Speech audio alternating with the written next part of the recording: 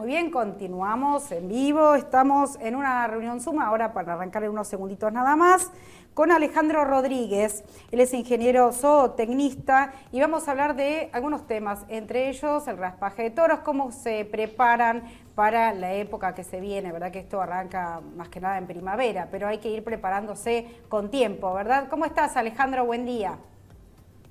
Hola, buen día, ¿cómo estás? Muy bien, ¿vos? Bueno, gracias por este contacto.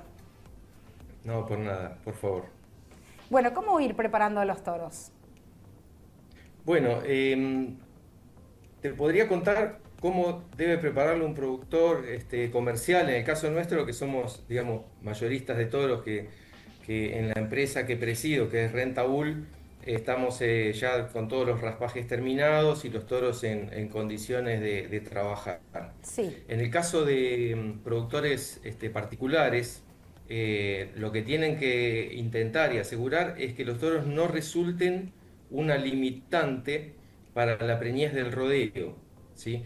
O sea, no es que los toros van a definir la preñez del rodeo, que más bien está definida por la condición corporal de los vientres y la sanidad del rodeo completo, vacas y toros, pero sí tienen que asegurar que los toros no sean una limitante para esa preñez posible de obtener. Y eso se consigue con toros perfectamente revisados sanitariamente, funcionalmente y que tengan una condición corporal normal, es decir, que no estén débiles, que les complique el trabajo, ni tan gordos que también les produce luego este aumento de la frecuencia respiratoria, dificultades de desplazamiento, más ganas de quedarse abajo de una planta que de recorrer el rodeo, el grupo sexualmente activo de vacas, etcétera.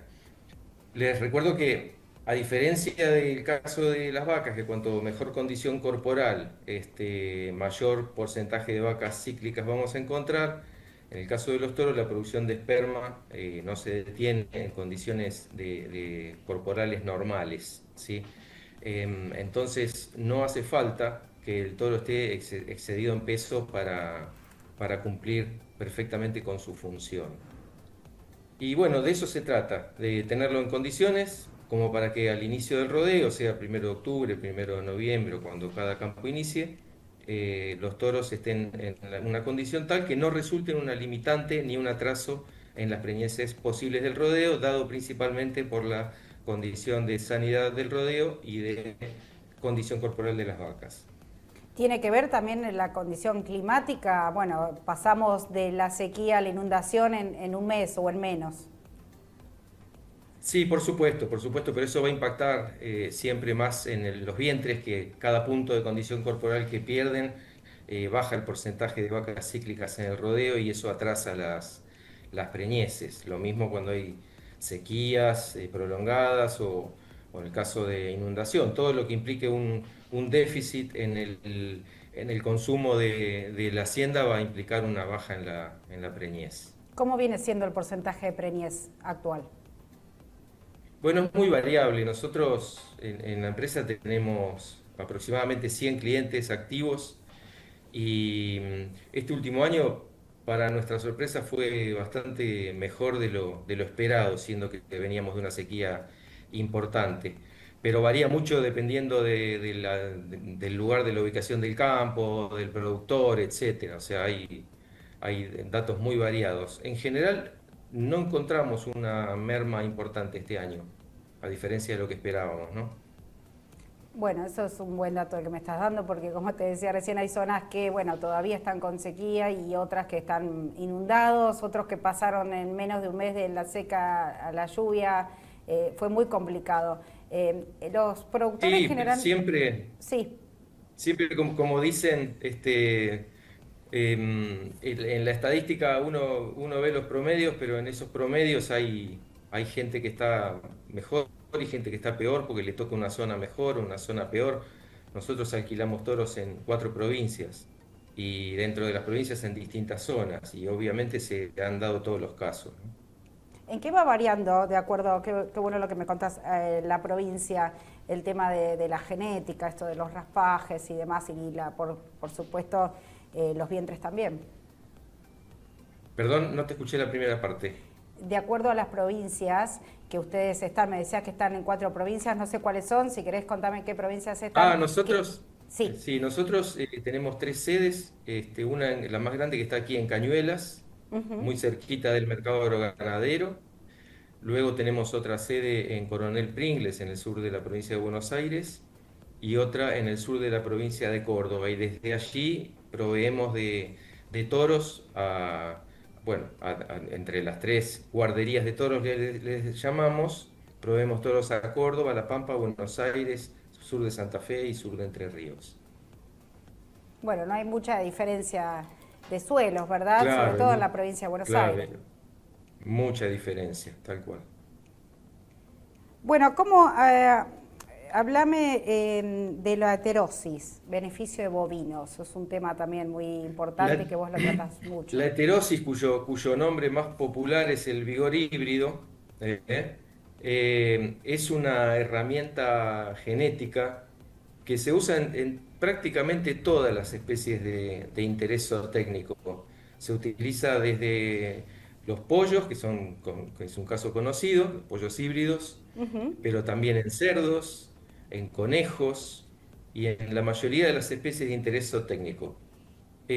Curiosamente, en bovinos todavía no tiene la amplísima difusión que debiera tener, porque es una herramienta de utilización fácil, económica y que tiene unos impactos muy importantes, especialmente en lo que es el aprovechamiento del vientre híbrido, que técnicamente se le llama heterosis materna, Sí. que es aproximadamente 2/3 del total de la heterosis que se puede obtener entre madre y ternero cruza. Sin embargo, a ver, hay muchos productores prefieren seguir con raza pura. En pollos a nadie se le ocurre producir pollos comerciales de raza pura. En vacunos sí. Y bueno, cada uno decide, pero la realidad es que los planteos de cruzamiento tienen amplios beneficios prácticamente a costo cero. ¿Y cuáles serían esos beneficios y por qué crees que todavía no se animan o que falte la difusión? Hay un tema que es comercial, no es biológico. Hay un tema comercial que es que las tropas, cuanto más uniformes, tienen mejor salida comercial. Entonces, el rodeo de raza pura, uno presenta un lote de terneros de raza pura y bueno, digamos, se ve más lindo que en planteos de cruzamiento mal hechos que producen terneros variopintos y entonces se ve una tropa más deslucida y termina siendo castigada comercialmente, en algunos casos hasta más que el beneficio que se puede obtener de la heterosis. Entonces, si un planteo de cruzamiento no se hace de una forma bien planificada para tener productos homogéneos, puede compensarse el beneficio biológico con el perjuicio comercial. Entonces, eso hace que muchos productores no lo prefieran, ¿Y cuáles especialmente son los los productores beneficios más chicos. puntuales que puede generarle hacerlo? Ya te digo, especialmente los productores chicos, porque hacer un Sí, planteo de cruzamientos implica tener 2 rodeos, ¿sí? bien. Entonces, productores más chicos les cuesta más. En relación a los principales beneficios, son los derivados de la heterosis materna, ¿sí? Ujú. Que es que las vacas cruza, la famosa careta, por ejemplo, que es la media sangre de Angus con Hereford, es una vaca que tiene una mayor longitud de vida fértil, tiene mejor sanidad, mantiene la producción de leche que le aporta al ternero por más tiempo durante la lactancia y además cría terneros más pesados. Bueno, eso Ajá. básicamente, ¿no? Mejores índices reproductivos, tienen menor intervalo parto-concepción. La verdad que son todos beneficios, biológicamente hablando. ¿Alguna contra que haga que por ahí el productor no se anime por eso? ¿Cómo? ¿Alguna contra que tenga que por ahí el productor no se termine de animar? No, no, es lo que te decía, el tema este de que si no se hace bien produce desuniformidad en la segunda generación de las crías. Ujú. En la primera generación no, pero en la segunda generación hay segregación genética y entonces produce desuniformidad y entonces le pueden castigar la tropa en relación a precio por desuniformidad, pero por eso hay que hacerlo bien. Ujú. Están saliendo muchos toros, se ven en el mercado agroganadero de Cañuelas cada vez más, bueno, tienen buenos valores también, pero están saliendo en una cantidad considerable, sobre todo este último tiempo. ¿Qué opinión merece de esto? ¿Que que toros para faena? Sí, No, la faena es aproximadamente el 30% del stock de toros del país. sí, Eso es, digamos, es lo que es la reposición de toros en el país, está entre el 25 y el 30% anual, sí. ¿sí? Porque, bueno, porque hay toros se eliminan ya por edad, porque ya cumplieron una cantidad de campañas, otros se rompen en la primera campaña, otros en la segunda, o quebraduras, o algún problema sanitario, entonces la reposición anual está entre el 25 y el 30%. Así que digamos, no es nada, digamos, atípico y es una categoría bastante inelástica en lo que es venta, a diferencia de lo que sería los vientres que tienen fases de retención y de liquidación. Por supuesto, los toros van atrás de esa retención y liquidación, van acompañando también con retención y liquidación, ¿no? Sí, así es. Bueno, sí, los vientres estamos acostumbrados, se ven el 50 casi por ciento de lo que ingresa al mercado son vacas. Cuando hablamos de vacas hablamos de todos los renglones, ¿no? La vaca buena especial, la conserva, la manufactura. Pero los toros, algo que mis compañeros que están en el mercado estos días, que lo hablábamos con Yael, mencionaban que si bien es época, el toro tiene una salida normal por el porcentaje, pero se veía mucho en estas últimas semanas gran cantidad de toros y bueno, también está teniendo buenos valores, por eso era el motivo de la pregunta. Sí, también puede influir que esta es la época que se están haciendo y eventualmente terminando las revisaciones y bueno, de las revisaciones salen los descartes y bueno, y esos descartes van a faena, ¿no?